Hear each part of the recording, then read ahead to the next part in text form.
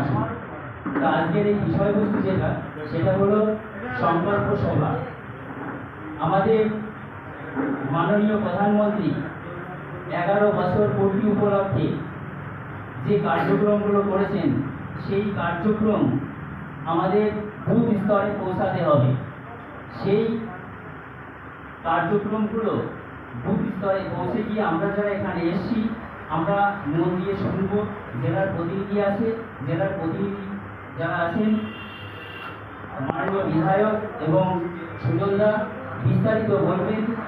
আমরা মন দিয়ে শুনে সবাই নিজ নিজ বুথে গিয়ে সেইগুলো মানুষের কাছে পৌঁছাবো এবং মানুষের কাছে বুঝিয়ে যাতে আমাদের আগামী 26শে ভোট, সেই ভোটে আমরা আমাদের মণ্ডল থেকে ব্যাপক হারে লিড দিতে পারি এবং মানুষ যাতে আমাদের